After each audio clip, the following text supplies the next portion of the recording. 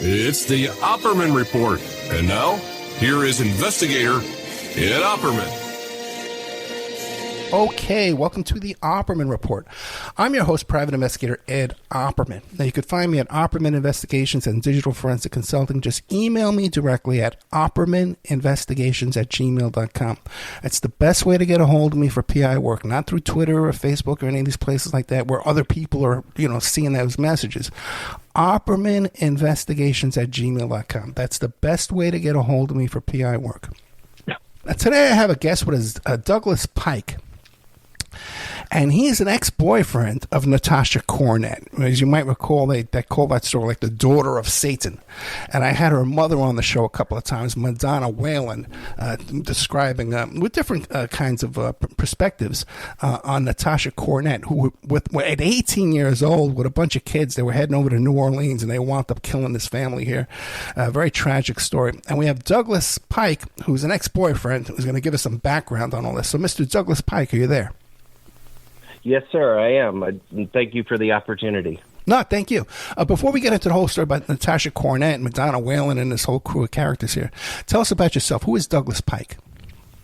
Well, I am 41. I currently live in Missouri, and I'm a United States postal worker. But before that, I grew up in California, which is where I became familiar with Natasha Cornett and her situation by checking it out online. And I'm basically the type of person that when I want to know something, I find it out. And so I did a lot of research and basically began to write her, and we started a relationship. Unfortunately, since then has ended, but I have a lot of knowledge from the research I've done and the people I've written to trying to help her out. And just basically want to get her story out there so people know the truth. She is not an evil person. Anything that she has done wrong in her life, she has definitely paid her debt to society. Yeah, it sounds like she had a really rough childhood growing up there.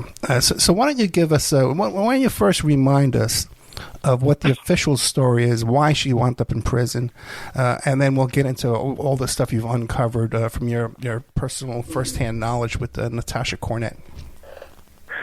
Well, the official story is that a group of 6 Tennessee teenagers went driving to New Orleans, which on the way they stopped at a rest stop because the girls had to use the restroom, at which time the girls were using the restroom. The 2 of the boys, Jason Bryant and Joseph Resner, ran into and were met by the Vidar Lillelid, who is, from what I have read about him, a very, very decent man, a very devout Jehovah's Witness that just came back from a convention for their religion, which one of the subjects of that convention was to reach out to people and, try to bring them into their religion, kind of like a Mormon would do. And basically he saw them and they were very normal teenagers for anywhere else except for small towns in the South. If they'd grown up in California, nobody would have blinked an eye. Very black clothes, long hair, very punk band looking. And Vidar approached them and started discussing, and that's when the boys decided that they wanted to upgrade their vehicle and basically pulled a gun and kidnapped Vidar, his wife, and 2 children, Tabitha and Peter, and forced them into their van, where they were driven to a small road, and unfortunately they were murdered very brutally, except for Peter, who actually did survive his injuries, and from what I understand now is actually a successful IT guy He has really conquered his disabilities of being shot in the head and the back.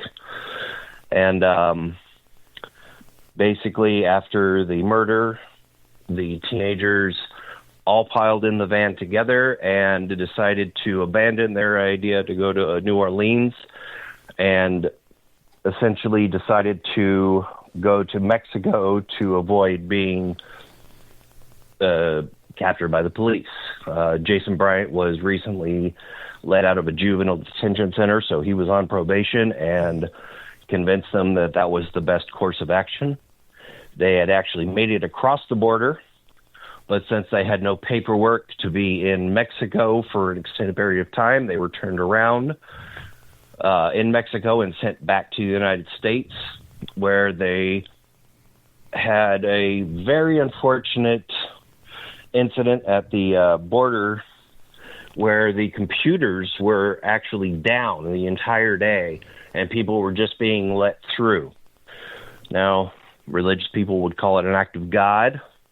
Others would just say it's a horrible coincidence, but the moment that van went into the stall, the computers kicked back on, the license plate was run, and they were apprehended by the police. They were then taken to the local jail in Arizona, where they were charged with the crimes and then extradited to Tennessee, where they would have stood trial, but because of financial difficulties in Greene County, were given more of a hearing and a take it or leave it kind of plea deal.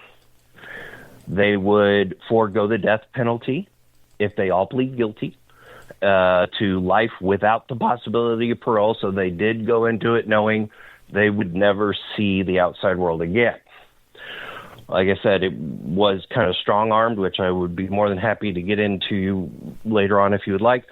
But they all accepted the plea. They were all convicted of murder of the 3 family members and attempted murder of young Peter. And they were sentenced to 3 life sentences without the possibility of parole, and also an additional 25 years for the aggravated kidnapping, which is where they have been since 1998. So no one's gotten out? Nope. There are 2 that have tried. Karen Howell and Jason Bryant were the 2 youngest of them. Karen Howell being 17 and Jason Bryant being 14, which they were minors, and believed that they would be able to overturn the conviction. And they actually recently have tried to challenge their plea, and unfortunately the judge did deny their challenge, and they are still incarcerated. Yeah. Why don't you give us an idea of what Natasha Cornett's childhood was like? Well, you know what? No, let me stop there. Let me stop there. How did you come into contact with Natasha Cornett? Well, like I was saying, I was at the time, it was 2017. I was living in Newport Beach, California, and I was not working and just kind of looking for YouTube documentaries to watch, and I came across one that was talking about the Lillelid murders. I had no idea what it was, and it wouldn't be my normal thing to watch, but for some reason, I was compelled to watch it. Now, unfortunately, I could not tell you the exact title of this documentary because since then I have not been able to find it recently, but it's the only out of all the documentaries that you can find, the most unbiased documentary I've seen that told basically just the facts and did not get into any of the media scrutiny that unfortunately was the nail in their coffins. After watching it, I guess you would say I have a Dudley Do-Right complex, And without really knowing why, I felt extremely compelled to find out how to contact Natasha Cornett, because I felt, after watching that she had gotten a completely raw deal, and she kind of didn't deserve everything that she had gotten. So I found out how to write her, found out what her address and prison ID number were, and I wrote her about 2 pages just telling her kind of who I am, and that I saw the documentary about her, and that I felt bad for her situation, and that if there was anything I could do to help her, that please write me back and let me know. And sure enough, I would say maybe a week later, I started receiving letters from Natasha. Very, very nice letters. Thank you so much. You write so well. Your words are very nice. I doodle a lot, so I did draw little flowers and pictures for her, and we became friends after that. Well, now, Douglas, have you ever done this before? Contacted a prisoner and someone incarcerated? No, never. Okay, not ever. The most pen pal I had was in Spanish class with a Pedro that was living in Mexico City. That was about it. So I had never done this before. It would have been ironic if they ran into Pedro when they were escaping to Mexico. Right. They ran over Pedro, too. But okay, but now, so how about since then? Have you contacted any contact with people incarcerated since then? No, just Natasha, because we kind of hit it off and became fast friends. Okay, so then what does she tell you? What did she tell you? And was this all through writing, or was there phone calls too? It started through writing, and I then found out that about the JPay phone calls that you could do, and so we did have the occasional phone call. Now, I'm just a lonely postal worker, so I don't have infinite amounts of money, so I wasn't able to do it as much as I would like to, but the letters were easy enough to go back and forth, and I had no problem helping her out, sending her stamps, and writing materials, envelopes, things like that, so we could chat. And, she would ask me about who I am and things like my dog George and, where do I live? And I would send her pictures and things like that and make her drawings. And what were you sending her money to?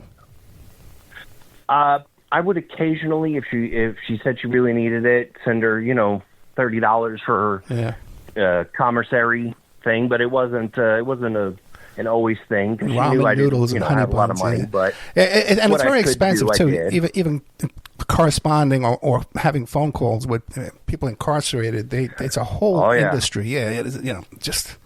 But you find ways to make it special for them. She had told me that one of her favorite scents that she can't smell anymore is the smell of honeysuckles. So I actually found honeysuckle oil, and I kind of put it on the paper and let it dry, and then mailed it to her. So, things like that. And nowadays you can't even do that in most places. They scan it now because people are soaking drugs into the envelopes and the letters. No, I definitely had to let it dry first. So they scan it now. In some institutions, some places, I suppose, they still let mail come in, good old paper mail. So what did she tell you happened that day, man? Or what did she what did she tell you that happened that day? Well, it really started with the night before, which, just like any other teenager, they wanted to hang out and drink and have fun and kick back and do their thing, which Natasha and her friends, with the exception of Jason Bryant, but like I said, I'll get into that later, he was the new addition to their group, and he was the X factor in this entire situation. And basically, her and her friends were typical teenagers in the late 90s. The goth, the people say blood rituals, but the But the hemophilia or blood fascination, that was typical. I don't know any girl that I hung out with in high school that didn't at least experiment with it. The cutting, again, teenage girls, they get depressed, they cut, they've at least done it once. I can't say that I knew any girl growing up in high school that didn't do it. Same thing with the Wiccanism, which, unfortunately, again, she grew up in the South in a small town, which made that, devil worship, but it's not. And Wiccanism is about nature. It's about balance. It's about respecting nature. Everything has a purpose. There are stars in it, which are pentagrams, not pentacles, which is more of the Satanist thing, the upside down pentacle. And it would be so common in a place like California or Las Vegas or any big major city. It would be so common. There are teenagers walking around all the time in the mid-'90s that are wearing all the black and the black hair and the black lipstick and saying that they're, Wiccan witches and they do the cutting. It would be so common. Yeah, but for anywhere Douglas else too. But it was common too in these rural areas too. There were many kids down there dressed this way. They were heavy not metal, in the Bible Belt. Oh yeah, come on, man. Of course. But those are the guys that grew up with the very religious parents that saw that as devil worship. It wasn't as common. I mean, yes, it did happen. I mean, obviously, Natasha and her friends, it was 5 people right there that all had the same kind of look to them. They all found each other. But Natasha went through so many schools, being called a freak, being taunted by teachers and students. Why? Because she dressed differently? That's a very small town kind of thing, and it wasn't fair. But she was the one that was basically hurt by this because she had to leave. Nowadays, with the things that have been going on, do you think Natasha would have been the one that would be kicked out of school? No. But she had a really that bully would have been kicked out of school, not her. Yeah, very poor childhood in a trailer. Her mother very unstable. No father. And there was, the mother said to me that they were doing witchcraft and Ouija boards and stuff in that house. Well, again, Ouija boards, it's a fascinating thing for a teenager. I know I was fascinated by it, and especially with her and Karen. I mean, they contacted and did things, and they got messages, and if it was real, if it wasn't, it was real to them. Now, I believe in the spiritual world, and I believe that contacting someone with a Ouija board is possible if you believe it can actually happen. Now, they actually met somebody, and I can't remember his name, but it was somebody that, when they used the Ouija board, would be in contact with them often. So it really became real for them because this was somebody that they chatted with and had full conversations with. So it was real to them. Just and because what about her mom didn't have the same experience doesn't mean it's not real to them. And what about the visits to Anne Rice? With this, again, every teenage girl loved the Interview with the Vampire. They all loved Anne Rice. So if I was growing up that close to New Orleans, I would have gone down there. But didn't the Madonna Whalen tell me that she actually visited Anne Rice's house?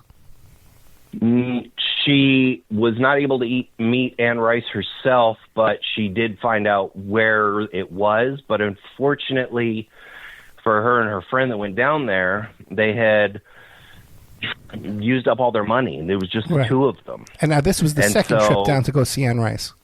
No, this was the first one. This is the first one, okay. This was before everything had happened. It was just her and a friend that went down there because they wanted to get the heck out of Pikeville.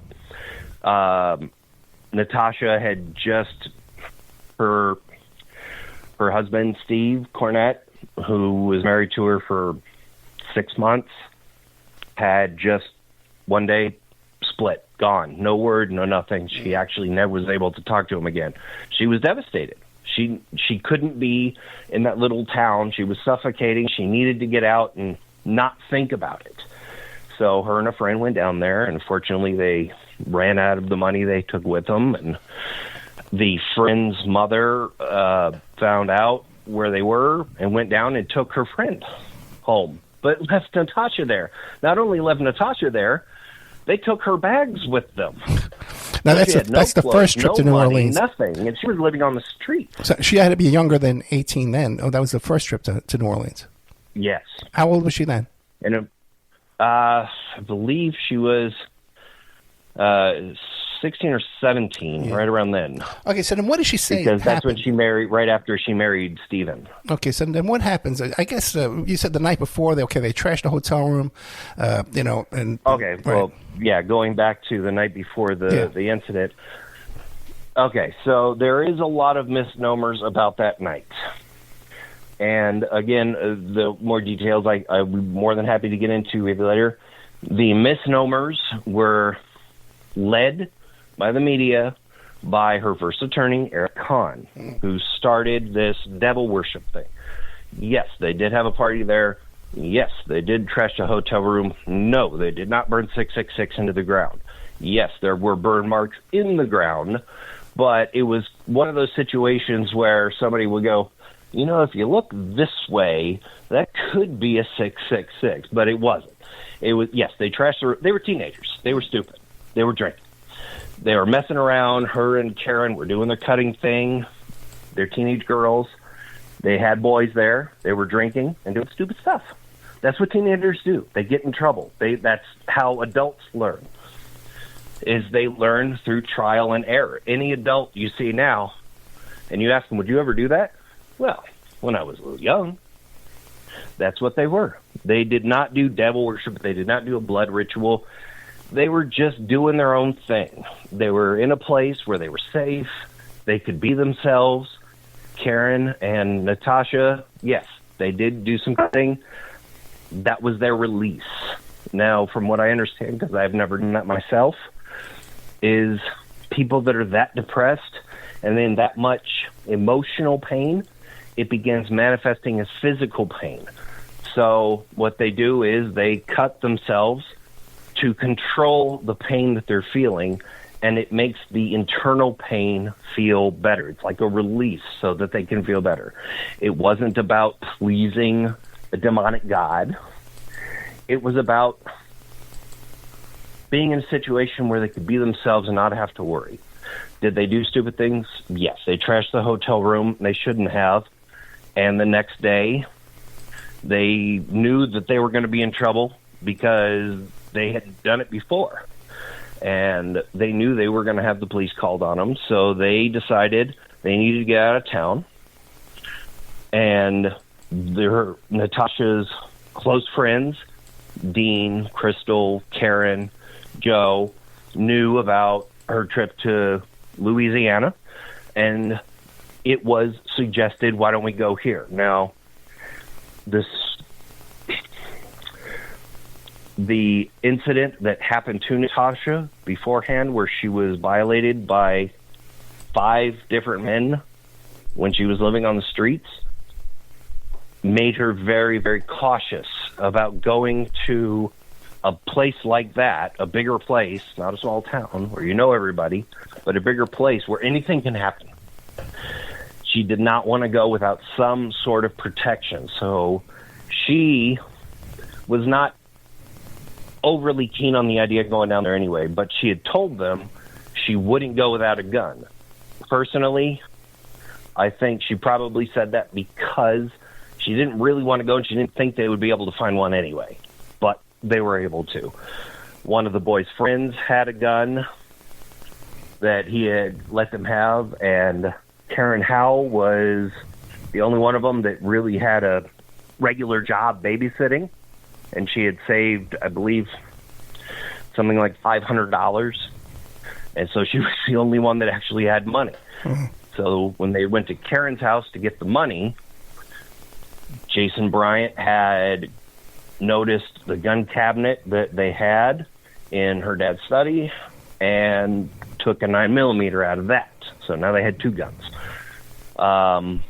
Unfortunately, from what I was understanding, from what I have been told about her story, they weren't aware of the second gun until that incident happened. They only knew about the first one. But they had all gone to Natasha's house to get some of her things. They were, as her mom said, zombie-like, walking single file. They were worried that the longer they stayed in Pikeville, the higher chance they have of, sheriff's department rolling up on them and them being arrested. Yeah. Which didn't happen. They were able to drive out of Pikeville and hit the road. Did they own this car? Whose car was it? This was, if I remember correctly, it was Jason's mother's car that he drove. So basically a car he had access to. It was a blue Chevy Citation, which I don't know if you know about the blue Chevy Citation. It is basically a 4-door Chevy Sprint. It is a tiny little car, especially when you have 6 teenagers crammed into it. It is a very, very uncomfortable little car.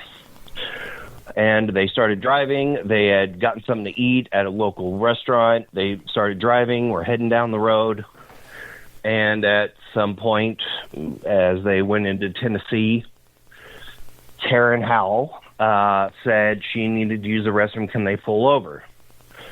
And so Natasha had said, I could probably use the restroom too. So the boys really had no choice because they were outnumbered now. And said, okay, and pulled over to a rest stop.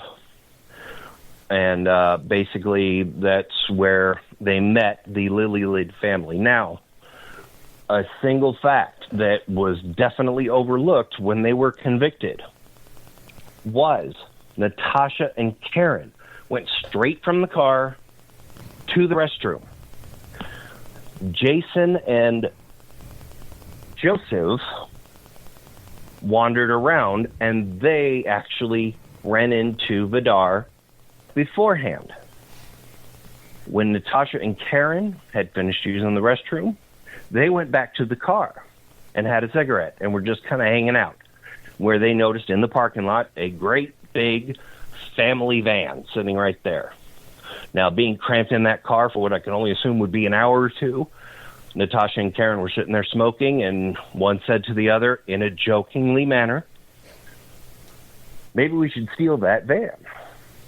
Now, everybody jokes around with their friends and says things that they don't mean.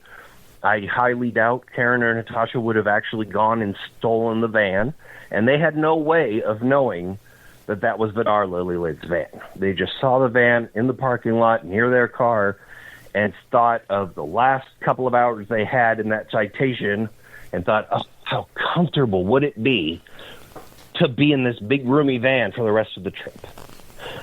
So that is when they looked around and wondered where everybody else was and saw Joseph and Jason talking to a well-dressed, clean-cut man and his family further down by picnic tables.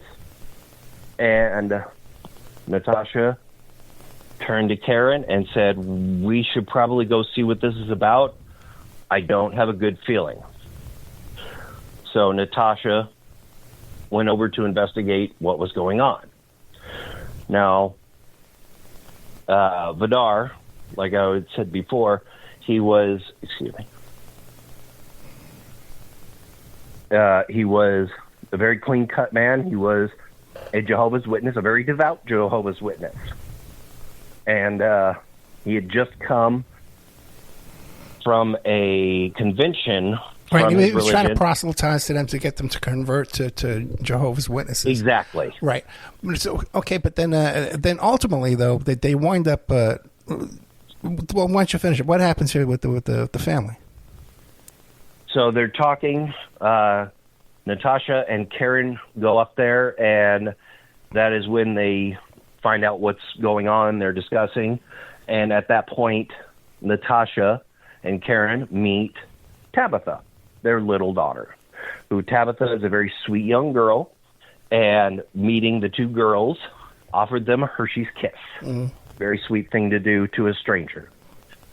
Natasha instantly felt a connection with this child. So keep that in mind, because the next thing that happened was Joseph pulled a gun and put it on the table and told Vidar, I'm sorry, but we're going to have to take your vehicle and you're going to have to come with us. Natasha was in shock, as was Karen. Jason Bryant, I feel kind of relished at the opportunity to exert his masculinity, and the Lillelid family was escorted back towards the van, where Karen and Natasha kind of told him, why are you doing this? We could just take the van. We don't need to do this. We don't need to hurt them. We don't need to do anything. And basically, they were overruled by the two boys with, the one gun, because the other one was still in their car. And they were overruled and said, no, this is happening, so you got to get with it. Now, again, like I had mentioned earlier, Natasha had just felt a connection with this young girl. And Natasha is a very caring person. You could ask any one of her true friends, anybody that she has met in the prison system. She is a very caring person. She cares about her friends. Well, but wait a second, Douglas. If you want to go there, if you want to bring up her relationship to the prison systems, there was another murder in the prison that she was present at. This other murder but too. Okay. Again, that wasn't her doing. That was Krista. That was Krista Pike, which ironically was one of the reasons she thought about not writing me back, because we shared the same last name. Krista Pike is a crazy person. Okay, that but loves the thing killing is, okay, you can't say she got along great with everyone in the prison when she was there present at the murder of another prisoner in her unit there. There was only 3 of them there, and one of them wound up dead, and 2 of them are alive. Okay, at first, I will admit that she did have a really rough time, because okay, I don't know if you know anybody in the prison system, but anybody that's associated with killing children is instantly targeted by the population. I'm intimately familiar with all this stuff. Now, okay, but now back to the incident there at the rest stop, okay?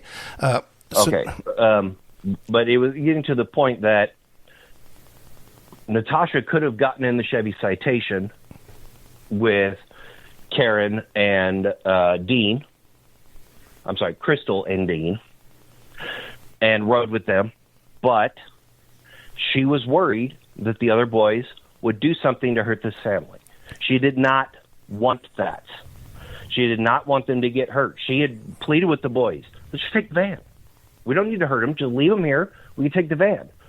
But they wouldn't have it. So she went in the van because she was concerned that they were going to do something to this family, and she was not going to allow it. Now, Joseph drove the van down to a hollow road, pulled over, and the family got out of the van. Now, from what I understand, Dean and Crystal never got out of the Chevy Citation. They stayed.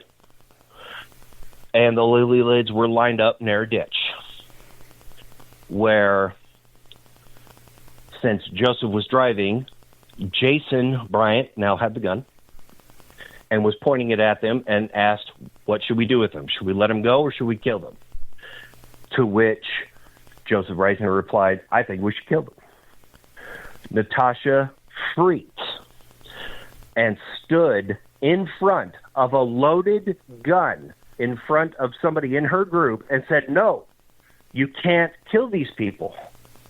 It's not right. You can't kill these people. To which Jason Bryant, with the gun pointed now at Natasha, who's standing between them, had told her, move or I'm going to kill you too.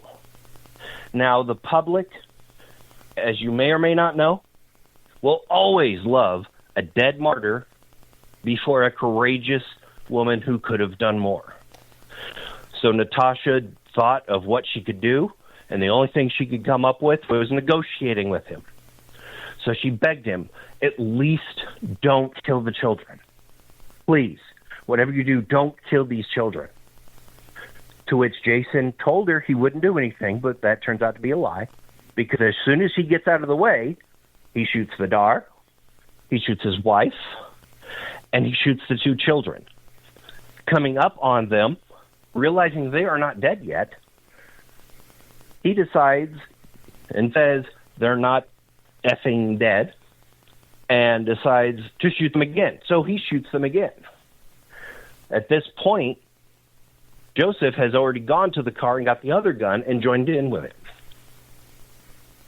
Natasha went into shock. She didn't know what to do. She was devastated. This little girl who was so sweet to her is now lying there dead in a ditch. She was in a zombie-like trance. Anybody that has seen a horrific thing like that can tell you that you go into shock. You don't know what you're doing. I know when my own father died and I found him, I went into shock. I apparently smoked a whole pack of cigarettes and didn't even remember having one of them. But again, she was in shock. Everybody wanted to get the heck out of there. So they piled everybody into the van and decided to leave the Chevy Citation, but not before taking everything out, including the license plates, and hit the road. Wait, am I confused, or wasn't one of the victims run over too? But that's what I was getting to. Okay, I'm sorry. Go ahead, yeah. Joseph was driving, and as they had started out going, they had noticed through this, it's a hollow, so it's like a bunch of trees, and he had noticed a house off in the distance in the hollow. And this is up for debate because, again, it's a hearsay thing. Joseph says that he swerved because he wasn't paying attention. Jason Bryant said he swerved into it on purpose and ran over the bodies, which unfortunately sealed the fate of poor Tabitha, and it also mutilated their parents. Now, that is a disgusting, horrific thing to such a lovely family. And I cannot say enough how horrified I was for them, because that is just a terrible, terrible thing to lose everybody. Let me ask you a couple of questions. But it wasn't Natasha that did it. Let's back up a little bit here. Now, this car, this Chevy, the blue Chevy, was that ever reported stolen? There was. It was not reported stolen right away. But ultimately, it was. There was ultimately it was, okay. But the reason that they gave, being that it was their own son driving the car, and that they were looking for a teenager because it was actually Jason's family that was looking for him, that called it in. The cops kind of gave it, they gave it lip service and, okay, we'll take care of it. But it never went wide. There was never a bolo put out. Now, what about the firearms? So they were in a completely different state. The firearms that turned up missing, were they ever reported stolen? I don't believe they were, because as far as the one stolen from Karen's house, they didn't realize that it was gone until after they found out what had happened. Okay. But they were never charged with the stealing that firearm? No. Could have been. As far as I can remember. It could have been. Now, what about definitely could have been. Right. Now, that's what the point I'm getting to. Now, what about this 14-year-old? Was there any kind of charges about endangering a minor or exposing? They gave this minor alcohol and drugs, right? They didn't officially charge him with that, because what they charged him with was the minor? Tennessee that was charging them. It was the 3 murders and the attempted murder of Peter, and aggravated kidnapping, which is a blanket thing that they all got. Yeah. But the endangering the child and all that, giving him alcohol, that was something they did in Kentucky, gotcha. Not Tennessee, so they wouldn't have been able to charge him anyway. Well, but the thing is, my point is, okay, when you have a homicide committed in concert with another crime, everyone there is guilty of that homicide. Even if they didn't pull the trigger. I had a case once. By the law, is not technically true, because you can be charged with accessory to homicide by being there, especially in the late 90s, because it hasn't been amended, and modified the way it has recently. No, trust me on this. Even We're in talking the 90s, about mid to late 90s. I'm telling you, in the 80s, okay? Because I can tell you a case we had where the guy he stole some marijuana. He killed a guy when he stole the marijuana. And then later on that day, people he sold that marijuana to who had no idea of the initial homicide were charged in that homicide. So stuff happens. There's all kinds of stuff. If they would have gotten a better lawyer, they could have gotten it down to... Well, that's a whole other story. Accessory to homicide after the fact, unless they were physically there. I mean, if you just sold them the weed. But my point is for you here is that even the case you're making here, she's on the hook for these homicides, man. She's on the hook for these, man. And that is something that I have looked into. Again, if she would have had decent representation, that the fact that she was the only one out of the other 5 that tried to prevent it, that had to count for something. And if she had in sentencing, that would have counted for something in sentencing. She could have gotten, in worst case scenario,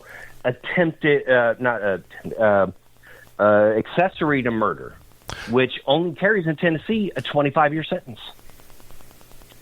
Yeah. I got to tell you, so man, she would be out by now, but she would have still gone in then. A criminal defense investigator for 40 years, man. Okay, I don't see how you're getting out of these charges, man, or getting any kind of a less of a sentence than they've got. Well, you have to realize the situation that their incarceration, all 6 of them being together, put on the county, Greene County. Greene County is not a very rich county. Oh, yeah, sure. And now they have these 6 kids that were apprehended coming back across the border in Mexico. And they were apprehended in Arizona and extradited to Tennessee. Now, before I get into that, when they were apprehended in Arizona, it became news because it had already been news. This family was found brutally murdered off in this hollow, run into a ditch and mutilated. So it was news already. And when they apprehended him, it went on the news that they had apprehended the suspects and that they're going to be extradited, to which a gentleman by the name of Eric Kahn, who was a lawyer out of Kentucky, not Tennessee, and in my opinion is basically a con man with a law degree, went to Madonna Wallen's house, which is Natasha's mother, and approached her about representing Natasha. Not the other way around. She didn't call around looking for lawyers that would represent her. He came to her and said, I want to take this case. I want to take care of her. Next thing she knows, he went to Arizona to meet with Natasha. They're going to be extradited. He learned about her and went back to Tennessee, where, for whatever god-awful reason, decided to go to the press before they even got back. And was telling them that there's group, and he's already made up this whole story about devil worship and how there was a ritual sacrifice. Now, you have to realize, this trial was 3 years after the O.J. trial. Media coverage on this sort of thing, especially this horrendous, was crazy. He gave them a story that they could sink their teeth into, and they ran with it. They were tried in the court of public opinion, tried and convicted before they even got back to Tennessee. There was a gas station with 6 nooses. There was people ready for vigilante justice. Hang them on the highest tree, they said. Don't give them a trial. They don't deserve it. That is a horrible, horrible thing to do. And why? So that this guy, Eric Kahn, can make a name for himself. Did you know he had actually contacted a producer in Hollywood to try to sell the movie rights to the story? He is an awful, awful person. No, I got to tell you, Douglas, yeah, that's not all that uncommon either, you know? Let me ask you a question. They hadn't even been back in Tennessee yet. No, I know. He's already flooded the news with this evil girl, Natasha, who is the mastermind of the whole thing. And he's already trying to make a buck off of it. That is, if he was any lawyer anywhere, he would have been disbarred for that. But it was such a horrific murder. that people didn't think about it. And they just it was a ran with the horrific story. murder. It was a horrific murder, okay? The shooting alone was a horrific crime, but it was Yes. associated with a half a dozen other crimes, which she also willingly participated in. Even the trashing of the hotel room. She was railroaded into it. Sorry? Okay. When they got back to Tennessee, like I said, the Greene County was not a rich county. They couldn't afford doing 6 individual trials. Now, according to the testimony they'd all given, Jason Bryant was the one that did the main shooting associated with Joseph Reisner. Jason Bryant admitted to the shooting in Arizona, but since he wasn't Mirandized, it was now inadmissible. They could not use it. So now what they have is this 14-year-old that they know killed people, but they can't use his confession because it's inadmissible now, and they can't kill him because he's a minor. They can't execute him because they didn't do that then. And now they have these 6 people to which the person who they know is the killer is going to get off, or at least not die.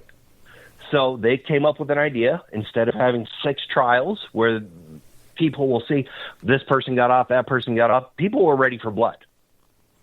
They decided, let's strong-arm them. These are kids.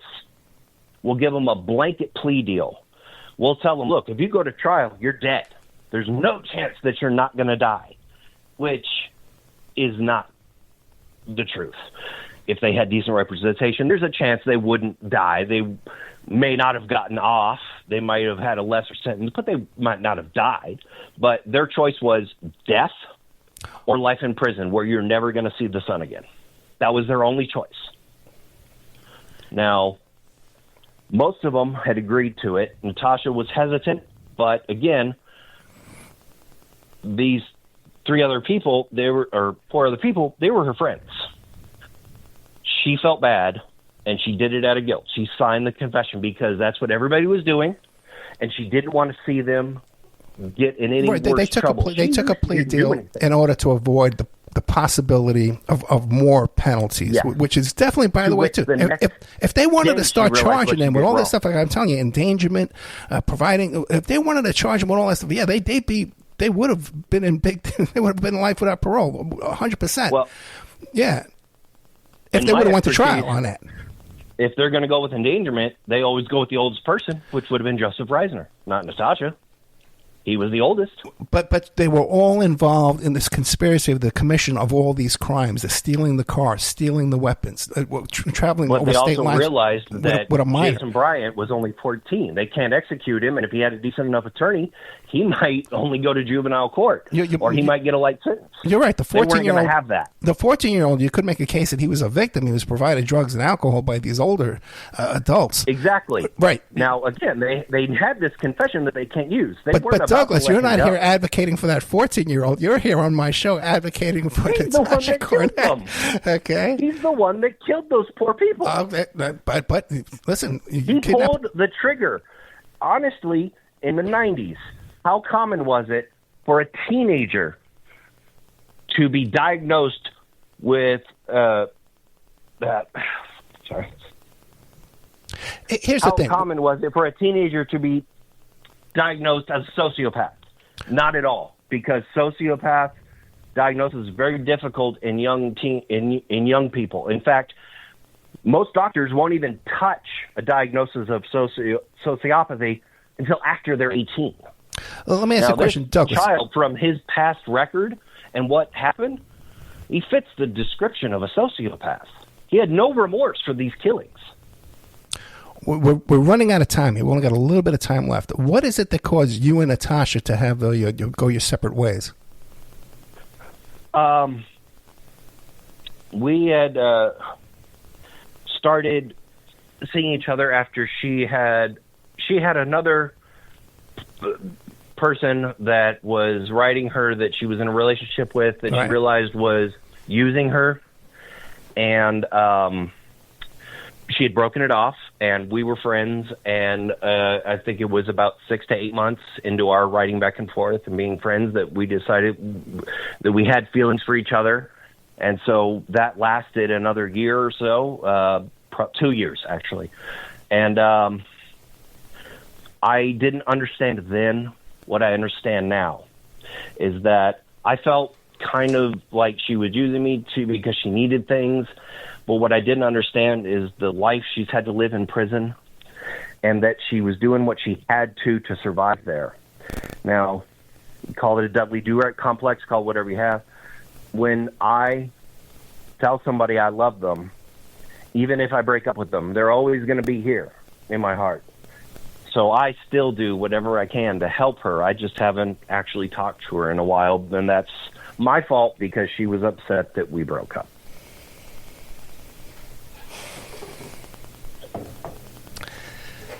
And what motivated you to want to come on the show and give this side of the story?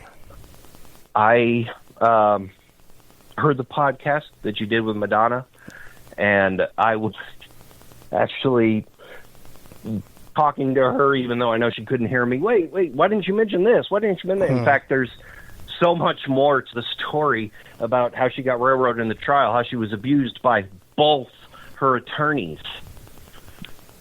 There's so much more to her story than we actually had time for there. I wish I could tell you. But when I heard that, again, I felt the same compelled feeling that I had when I first wrote her, that I need to help her because she doesn't deserve the life she's living now. Okay, I'm familiar with the first attorney. You're right. He came up with that story. He was going to go for an insanity plea, and he came up with the satanic story there. He wasn't a criminal defense attorney experience. He used her sexually. Oh, no, I don't know about that. But now, what about your allegation against the second? By the way, you only heard that from Natasha. You really didn't know that. No, I heard that from Natasha and Madonna. Yeah. The second attorney was Stacey Street, who was assigned to it and wanted nothing to do with this trial. He told her the day after that she cannot recant or take back her plea deal, which turned out to be not true. He did not want this to go on. He just wanted her to sign the deal, get whatever she's getting, and be out of his life. He did not give her decent representation. In fact, he lied to her because she could have recanted her plea deal, which he lied to her and said, no, you can't do that. You're just going to have to stand with your friends now. It's done. She had confessed to him everything bad that Eric Kahn had done, including the sexual abuse, which attorney-client privilege, taking advantage of a young girl that's scared, that is definitely abuse. You would call that abuse anywhere. I got to tell you something, man. Like, unless she's filed charges after learning this, unless she's filed charges against this attorney regarding any kind of battery, who would believe her? Okay, no, but the thing is, unless she has, you don't want to be putting yourself out there making these allegations and getting yourself in a lot of trouble for that. I would like Eric Kahn. I'm not worried. Well, okay. Senator, we've been talking to Douglas Pike. Douglas, man, listen, I think you're a good-hearted guy. I can't see any other outcome of these charges, man. You know, I think too, man, if they didn't take this plea deal, they would have charged all these other things, man, and they'd be under the prison. So now, I'm not necessarily saying that she shouldn't have gone to prison there, because she was there. I agree with you. She was there. It was wrong. She could have gone to prison, but she has been there for over 25 years now. I'm saying that her actions in that situation, she has paid her debt to society. I don't think she should be there anymore. Well, I got to tell you, man, if you want to advocate for people like that, there's millions of them in prison sitting right now. And I've written the president, both senators, both. Yeah. Well, I don't mean just for these four defendants. I'm telling you that there's hundreds of thousands of people in prison right now with insane. I was just talking to Joe Exotic the other day. Joe Exotic got screwed. You know, and he's sitting in prison. He got federal charges, man, on conspiracy to commit a murder where nobody died. Okay, this guy got federal charges, man. 97% conviction rate. It's a point system. You don't get any good time. He'd be out if it was state charges. He'd be out a long time ago. When Natasha and I were still a couple, President Trump pardoned that drug trafficker that killed somebody. No, yeah, Trump's pardons. Yeah, we don't want to get into that. That's a whole. But he wouldn't do. He would. He was one of the people I wrote. Yeah. I wrote everybody trying to get something to help her. Yeah, if you wanted a pardon from Trump, you need when I $2 heard it on the news that she's a drug trafficker. She killed somebody. Oh, you're free to go because Kim Kardashian told him to. Yeah. Well, Doug, man, we're out of time. We've been talking to Douglas Pike about the case of Natasha Cornett. Go back and listen to the old shows I did with Madonna Whalen, her mom. I did 2 shows with her. I think I was really easy on the mom, too. I wasn't that easy on you, Douglas. I gotta tell you, man. I wasn't that easy on you. You have to realize her age and the fact she's from a small town, so you were easy on her, but you probably could have been a little bit easier. Oh, I could have been easier on Madonna, you think? Just a little bit. Okay. I'm not saying you were mean. I'm not saying you were mean. I'm just saying a lot of the things you were saying kind of fast, and she got confused. Well, then I apologize if that's. I'll go back and take a look at that. Yeah, but she's a very sweet woman, and I love her too dearly. She is the sweetest woman I've ever met. She is. Douglas Pike, man, thank you so much. Not a problem. Good night, sir.